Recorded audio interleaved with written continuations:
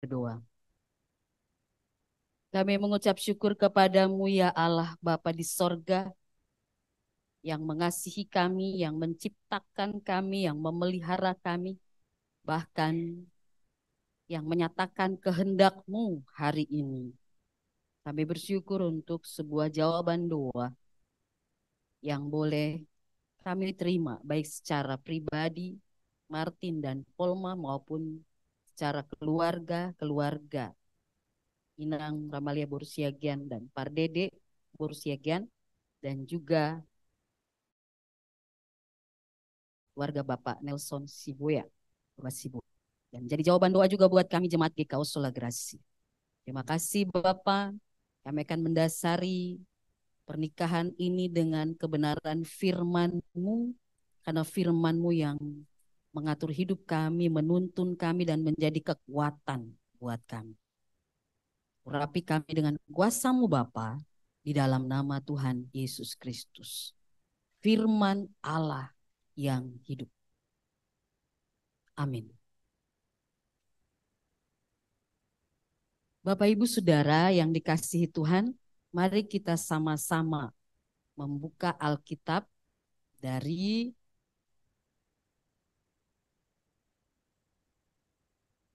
Yohanes pasal 2.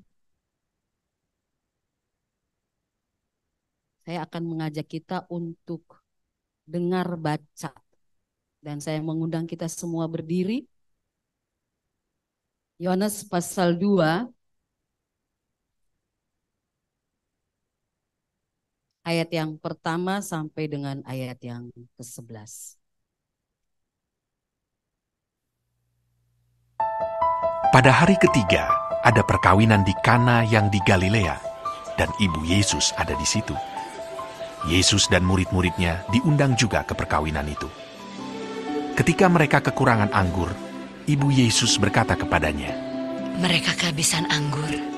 Kata Yesus kepadanya, "Mau apakah engkau daripadaku, Ibu? Saatku belum tiba." Tetapi ibu Yesus berkata kepada pelayan-pelayan, "Apa yang dikatakan kepadamu, buatlah itu." Di situ ada 6 tempayan yang disediakan untuk pembasuhan menurut adat orang Yahudi, masing-masing isinya 2-3 buyung. Yesus berkata kepada pelayan-pelayan itu, "Isilah tempayan-tempayan itu penuh dengan air." dan mereka pun mengisinya sampai penuh. Lalu kata Yesus kepada mereka, "Sekarang cedoklah, dan bawalah kepada pemimpin pesta." Lalu mereka pun membawanya. Setelah pemimpin pesta itu mengecap air yang telah menjadi anggur itu, dan ia tidak tahu dari mana datangnya, tetapi pelayan-pelayan yang mencedok air itu mengetahuinya. Ia memanggil mempelai laki-laki dan berkata kepadanya, "Setiap orang menghidangkan anggur yang baik dahulu, dan sesudah orang puas minum, barulah yang kurang baik. Akan tetapi, engkau menyimpan anggur yang baik sampai sekarang." Hal itu dibuat Yesus di Kana yang di Galilea sebagai yang pertama dari tanda-tandanya, dan dengan itu ia telah menyatakan kemuliaannya, dan murid-muridnya percaya kepadanya. Demikian pembacaan Alkitab. Terpujilah Tuhan Yesus Kristus. Yang berbahagia kita semua yang mendengar firman, memelihara firman dalam kehidupan kita hari lepas hari. Haleluya.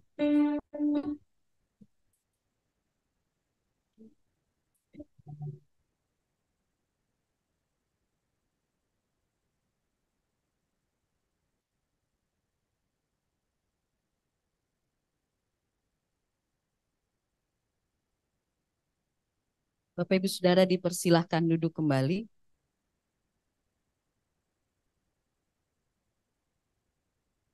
Hari ini kita bersyukur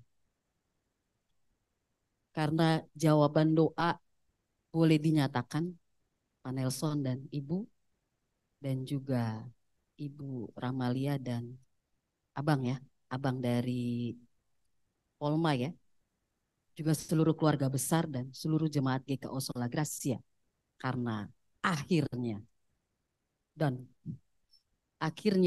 Martin dan Polma boleh datang dan menerima pemberkatan nikah. Dan hari ini boleh kita sama-sama wujudkan dalam kehendak Tuhan. Dan terima kasih untuk kedua keluarga yang boleh berjalan setia memelihara anugerah Tuhan melalui anak yang Tuhan berikan sampai dia dewasa dan mengambil keputusan untuk menikah. Bulan Desember, keluarga Pak Nelson menginformasikan dan dukung dalam doa. Dan bulan Juli, Tuhan juga boleh menyatakan dalam kehendak baiknya hari ini. Boleh kita mengucap syukur kepada Tuhan. Kita boleh tepuk tangan bukan untuk kita tapi untuk Tuhan yang berkehendak atas hidup kita. Ucapan syukur itu bisa kita ekspresikan dengan segala macam. Bisa dengan tepuk tangan, bisa dengan pujian, kata-kata yang boleh kita sampaikan. Bapak Ibu Saudara, kalau bicara pernikahan berarti bicara relasi. Mana mungkin orang menikah tanpa relasi? Bicara pernikahan berarti bicara perjanjian. Perjanjian manusia dengan manusia di hadapan Allah dan di hadapan jemaatnya.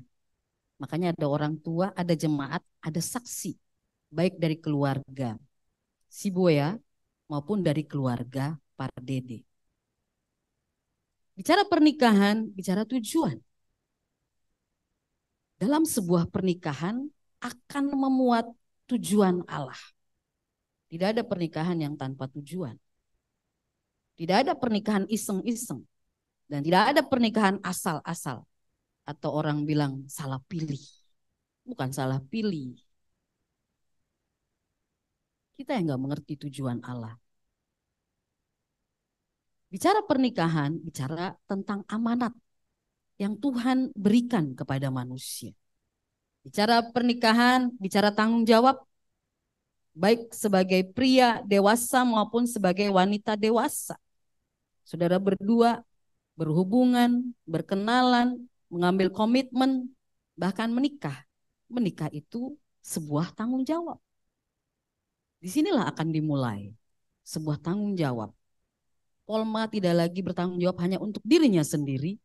Martin juga tidak lagi bertanggung jawab hanya untuk dirinya sendiri. Tapi berdua saling bertanggung jawab. Dan tidak hanya berdua saling bertanggung jawab terhadap keluarga Pardede maupun keluarga Siboya. Yang paling lagi lebih diinginkan hati Tuhan. Bertanggung jawab atas iman yang Tuhan nyatakan melalui pernikahan. Bicara pernikahan, bicara juga berkat. Berkat itu terjadi dan berkat itu mengikutinya. Ketika kita taat pada perjanjian nikah kita, berkat itu juga ikut dalam kehidupan keluarga. Mengapa Yesus buat mujizat pertama di sebuah pernikahan? Saya rasa ayat ini juga kita sudah tahu ya. Kita sudah baca, kita juga mengerti. Kenapa Yesus buat mujizat pertama di sebuah pernikahan? Kenapa enggak Yesus buat mujizat di orang sakit duluan atau orang bermasalah duluan? Kenapa Yesus harus buat mujizat pertama di sebuah pernikahan? Bapak Ibu Saudara, Allah, perhatikan di awal kejadian Allah memulai kehidupan manusia, dia memulainya dengan sebuah pernikahan, yaitu pernikahan Adam dan Hawa. Lalu muncul keluarga Nuh, muncul keluarga Abraham, keluarga Ishak, sampai ke Yusuf dan Maria. Allah selalu pakai rumah tangga atau keluarga. Allah sangat concern dengan keluarga. Dan Allah mau memakai keluarga sebagai role model. Di Alkitab pun dipakai, tokoh-tokoh Alkitab mereka jadi role model. Enggak ada yang sempurna, jatuh bangun juga. Bukan berarti di Alkitab ini semua sudah sempurna. Tokoh-tokoh Alkitab seperti si Abraham, seperti Nuh, Daud, mereka juga jatuh bangun. Tapi akhirnya mereka tahan uji dalam sebuah rumah tangga. Keluarga kita pun jadi role model, jadi contoh. Dalam budaya Batak sangat kuat sekali. Dari pomparan 1, 2, 3 itu. Dan yang muda akan melihat yang tua. Yang tua akan jadi role model buat yang muda. Nah, hari ini Martin dan Polma dipersiapkan lagi untuk masuk dalam. Jadi nanti si Bue yang nomor berapa ini Martin? Pak Nelson? 16. Kalau Pardede masuk yang nomor 15. Mereka akan melahirkan generasi baru lagi. Jadi 17. Oh, dari pria ya namanya ya. Jadi akan terus menerus. 15 menjadi role model ke 16, 16 role model ke 17. Kita bangga dengan pomparan, tapi adakah kita juga jadi role model di situ? Kisah di Alkitab di sini ada pernikahan, ada unsur pesta. Habis ini ada pesta resepsi. Ada kerabat yang datang, ada undangan, ada panitia, ada tim konsumsi di pesta di Kana ya. Ada murid-murid, ada air anggur, ada adat Yahudi, ada di pesta tersebut. Tapi yang terpenting dari semuanya itu, Tuhan Yesus hadir di situ. Sebetulnya namanya juga undangan, bisa hadir bisa tidak. Tapi Yesus memilih hadir. Yesus memulai mujizatnya bukan dari keluarga yang sedang bertengkar. Yesus memulai mujizatnya bukan dari keluarga yang sedang jatuh. Yesus memulai mujizatnya bukan dari keluarga yang sedang berantakan. Yesus memulai mujizatnya bukan dari suami istri yang tidak baku tegur. Tapi Yesus memulai mujizatnya dalam pasangan yang baru saja berjanji di hadapan Allah dan manusia. Artinya apa? Di sana ada roh persatuan. Bukan berarti nanti Bapak Ibu lagi konflik nggak ada mujizat. Justru Bapak Ibu di pernikahan Bapak Ibu yang sudah di atas Martin dan Polma yang memiliki pernikahan mungkin saja sedang konflik, mungkin saja sedang jatuh, mungkin saja sedang tawar, hambar, mungkin saja sedang tidak cocok, bisa saja. Tapi balik ke pernikahan awalmu. Balik. Karena di situ ada janji pernikahan. Kadang-kadang kalau Martin sama Polma, kalau sudah menikah kita udah lupa janji pernikahannya. Saya berharap saudara berdua yang sudah menghafal janji pernikahannya, bukan hanya hafalan, tapi dilakukan, dihidupi. Nanti ada masalah, baru itu teringat. Dihidupi sungguh-sungguh. Nah, kenapa keluarga kita konflik, berantakan? Bisa saja, namanya juga hidup.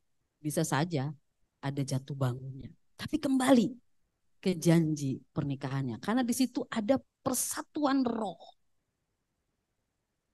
Bapak Ibu saya mau sedikit jelaskan di sini. Yang namanya persekutuan roh itu bukan hanya duduk bersama pakai seragam sama-sama, tidak. Bukan hanya suami istri yang duduk bersama. Kelihatan secara lahiriah. Tapi yang namanya persekutuan roh itu, rohnya itu nyatu. Hubungan suami istri itu bukan hanya sekedar hubungan suami istri dengan secara daging, tapi hubungan rohnya itu juga ada. Kadang-kadang keluarga kita mengabaikan ini. Yang penting dianggapnya kita sama-sama, terlihat di orang pakai couple, kelihatan sama-sama, tapi nggak miliki persekutuan roh. Sementara yang paling kuat yang mengikat kita, yaitu persekutuan roh. Kapan persekutuan roh itu terjadi? Ketika Polma dan Martin berdoa bersama. Itu semakin kuat. Mereka tidak hanya hubungan secara lahiriah, tapi mereka juga punya hubungan yang kuat. Karena persekutuan roh bukan hanya mereka berdua, tapi dengan Allah. Dalam pengembalaan pranikah, mereka berdua selalu berdoa. Masih? Malam katanya berdoanya, berdua. Bagus. Belum saya suruh, tapi mereka sudah lakukan doa by phone. Bagus. Kalau sudah menikah, sudah tinggal bersama, jangan gak berdoa lagi. Udah sama ini lah, udah jadi lah, udah ada jawaban doa, udah. Enggak lah. Terus, karena di situ terjadi persekutuan roh. Ketika Martin mendoakan, Paul bahkan mendoakan anak-anak kalian, nanti di situ terjadi persekutuan roh. Itu yang membedakan. Dan situ kuat. Karena terkait dengan hubungan keluarga Martin dengan Tuhan. Tanda pertama, di mujizat pertama Yesus, tanda yang dimiliki dan dinyatakan oleh Yesus yaitu pernikahan di Kana. Ini menjadi tanda pertama dari mujizatnya. Dan apa tanda pertamanya yang ditujukan atau dinyatakan yaitu kemuliaan Allah dinyatakan. Ayat yang ke-11. Hal itu dibuat Yesus di Kana yang di Galilea sebagai yang pertama dari tanda-tandanya, dan dengan itu ia telah menyatakan kemuliaannya dan murid-muridnya percaya kepadanya. Jadi tanda pertama dari pernikahan Martin dan juga Polma adalah kemuliaan Allah dinyatakan. Amin. Bukan kemuliaan baju, bukan kemuliaan adat budaya. Itu memang menjadi bagian kita. Tapi yang pertama yaitu kemuliaan Allah dinyatakan. Dimulai dari keluarga. Kenapa kemuliaan Allah harus dinyatakan dimulai dari keluarga? Waktu Allah menciptakan Adam dan Hawa dalam perkenanan Tuhan, tapi waktu mereka melanggar dan mereka dosa, mereka kehilangan kemuliaan Allah. Roma 3 ayat 23, karena semua orang telah berbuat dosa dan telah kehilangan kemuliaan Allah, termasuk keluarga. Kehilangan kemuliaan Allah. Apa itu kemuliaan Allah? Kehadiran Allah. Persekutuan dengan Allah. Kebenaran Allah. Kekudusan Allah. Berapa banyak keluarga-keluarga kita yang mengaku percaya kepada Yesus, tapi adakah di sana kehadiran Yesus? Persekutuan dengan Yesus. Kebenaran Tuhan dikerjakan. Kekudusan Allah dinyatakan. Hari ini saya mau mengajak kita semua dan kita berdoa juga bahwa pasangan Martin dan juga Polma, kita mulai dengan kehadiran Yesus. Kamu punya otoritas, kamu punya tanggung jawab untuk keluargamu. Kalian berdua menghadirkan Yesus. Kita sudah bahas ya di pengembalaan, saya nggak panjang lebar lagi. Tapi keluarga-keluarga kita mengutamakan Yesus. Saya nggak bilang berkat itu udah otomatis dari Tuhan datangnya. Tapi saya mau bilang satu hal yang nggak boleh pernah hilang dalam hidup kalian, Tuhan Yesus. Mau seperti apapun pergumulan kita, kembali kepada Tuhan Yesus. Bayangin, pesta itu ada segala macam lengkap. Tapi waktu kekurangan anggur, sebenarnya mujizat pertamanya itu bukan air menjadi anggur. Tapi mujizat pertamanya kehadiran Yesus di situ. Coba kalau Yesus nggak ada di situ. Ya udah habis air anggur. Tapi karena Yesus ada di situ, Yesus berkuasa di situ, maka kemuliaannya dinyatakan. Hari ini pun Martin dan Polma akan menerima kemuliaan dari Tuhan. Ukuran kebahagiaan keluarga Kristen bukan di acara pestanya, tapi adanya Yesus di pesta itu. Amin. Ukuran kebahagiaan keluarga Kristen bukan di rumahnya, rumah barunya, rumahnya Polma dan Martin, Tapi kebahagiaan itu adanya Yesus di rumah. Yang mengubah hidupmu Yesus. Bukan uangmu, Tin. Walaupun istilah orang Batak bilang hepeng nama ngatur segalanya ya. Tapi bukan uang yang mengubah hidup kita. Tapi yang mengubah hidup seseorang yaitu Yesus. Kenapa? Karena uang bisa habis. Dan uang itu ciptaan manusia. Jadi jangan kita turunkan standar Allah kepada ciptaan manusia. Bukan uang, itu ciptaan manusia. Tapi yang mengubah hidup kita itu Yesus. Wah, ternyata istri saya beda. Atau wah, ternyata suami saya beda. Kita nggak bisa ubah dia. Kita juga nggak bisa kasih uang untuk mengubah dia. Silakan aja kasih uang. Begitu uang habis, ada uang abang, sayang. Nggak ada uang,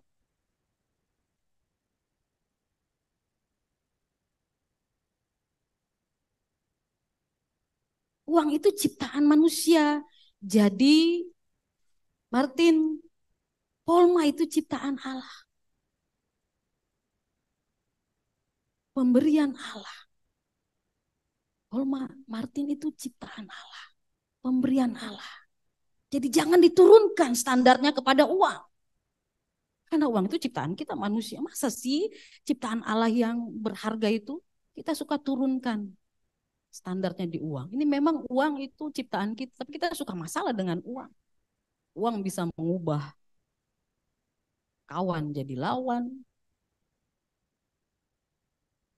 Jadi di mana-mana uang bisa masalah, tapi kita suka lupa. Uang itu ciptaan kita, kita yang kendali. Bukan uang yang kendali kita.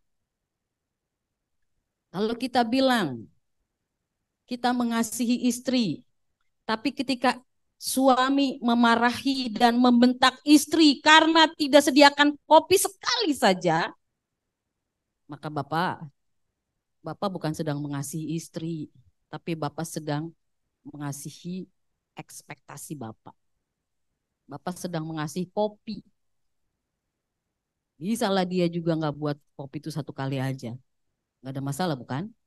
Tapi seringkali kita memarahi, membentak pasangan kita karena hal-hal yang lahiriah ini. Padahal di antara mereka itu ada hubungan kasih. Kasih yang mengikat segalanya. Masa kopi lebih tinggi dari hubungan kasih? Amin. Yang amin bapak-bapak, ibu-ibu. Amin. Jadi kembali kepada kehadiran Yesus. Kehadiran Yesus itu dia dengan kasihnya. Kasihnya mengikat. Kehadirannya itu kebenarannya. Kebenarannya itu menuntun. Jadi mari kita perhatikan sama-sama. Bukan hanya untuk Martin dan Polma, tapi keluarga-keluarga Kristen. Kadang kita cenderung cari bahagia di orang lain. Martin, kebahagiaanmu bukan di Polma. Dan Polma, kebahagiaanmu juga bukan di Martin. Tapi kebahagiaan kalian adalah ketika kalian berdua hidup dalam firman Tuhan. Mazmur 112 mengatakan, haleluya, berbahagialah orang yang takut akan Tuhan, yang sangat suka kepada segala perintahnya. Apa yang terjadi ketika kalian merenungkan firman Tuhan sama-sama?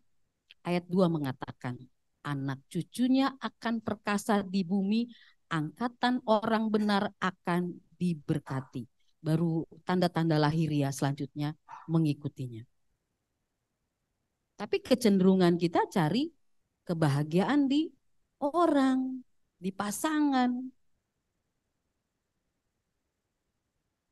Bukan cari bahagia di firman. Akhirnya apa? Kita kecewa dan menuntut orang sesuai dengan ekspektasi kita. Ketika Martin berubah, ketika Polma berubah, kecewa. Jadi bukan di situ ya. Kebahagiaan kita itu di firman Tuhan. Itu bedanya kita dengan orang lain. Orang Kristen punya perbedaan. Mereka selalu melihat sumbernya dari firman Tuhan, dari Yesus. dan terjadi di kehidupan masing-masing.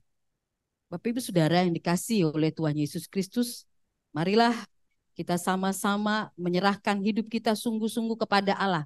Baik Martin yang menikah hari ini dengan Polma dan diberkati Tuhan, juga rumah tangga Bapak Ibu, kita semua tidak ada yang sempurna. Tidak ada yang terima sertifikat lulus keluarga dengan cum laude, nggak ada. Kita semua berjalan karena keluarga kita itu dipakai Allah. Keluarga kita itu dipakai Allah untuk melayani. Keluarga kita dipakai Allah untuk berdampak. Kalau sampai dengan hari ini kita nggak pernah tahu keluarga kita punya dampak apapun, mari pulang, kita diskusi suami istri, tanya, keluarga kita udah bikin apa ya, Mak? Keluarga kita udah 30 tahun nih, udah bikin apa ya, Mak? Keluarga kita udah 50 tahun, udah emas, udah bikin apa? Artinya kita punya tujuan atau keunikan yang Tuhan boleh taruh dalam keluarga kita. Kata Martin dan Paul dalam sebuah pembahasan, dia bilang mau jadi keluarga yang berdampak. Berdampak bagi keluarga, bagi masyarakat, bagi gereja. Amin. Jadilah keluarga yang berdampak. Yesus masuk dalam rumah tanggamu, dia nyatakan kemuliaan, dia nyatakan berkat, dia nyatakan kasih atas hidupmu. Dan dengan apa yang Yesus sampaikan, itu juga diberikan kepada orang lain. Terima kasih untuk keluarga Pak Nelson dan juga keluarga Ibu Ramalia Boru Siagian. Terima kasih untuk kedua keluarga besar yang boleh memberikan kerjasamanya dalam Martin dan Polma. Terus hidup dalam hadirat Tuhan, karena ketika Martin dan Polma hidup dalam hadirat Tuhan, berarti Martin dan Polma menyadari bahwa Tuhan ada 24 jam di hidup kalian. Tuhan berkati pernikahan kalian. Ada seorang pendeta saya dengar, dia sedang ya biasalah rumah tangga. Dia sedang tidak baku cocok dengan istrinya, lalu dia bergumul. Dia berdoa kepada Tuhan. Terus dia ngomong di khotbahnya. Saya ketawa gitu. Dia bilang, ternyata Tuhan berkati pernikahan itu bukan untuk bahagia. Saya langsung, apa sih maksudnya? Ternyata Tuhan berkati pernikahan itu bukan untuk bahagia. Saya penasaran. Dia ngomong itu kenapa ya? Tapi pernikahan itu untuk membunuh kamu, Tin. Untuk membunuh Polma. Membunuh apa? Membunuh ego. Membunuh Bapak Ibu. Membunuh apa? Egonya. Jangan langsung tersinggung begitu saya bilang membunuh. Tapi membunuh ego kita. Jadi dengan adanya pernikahan, ya memang Tuhan bawa kita kepada kebahagiaan. Tapi menjalani kebahagiaan itu, ego kita mati, ego kita terkapar. Tapi Tuhan yang mulai hubungkan kita dengan karakter yang terus dibentuk dari waktu ke waktu. Jadi Martin dan Polma jalani hidup rumah tangga baru, jalani hidup dengan Yesus, saling menyesuaikan diri, saling jadi berkat, saling mengampuni, dan hidup yang berdampak. Tuhan Yesus ada dalam pernikahan. Dan Tuhan Yesus juga ada dalam pernikahan Bapak Ibu sekalian. Amin.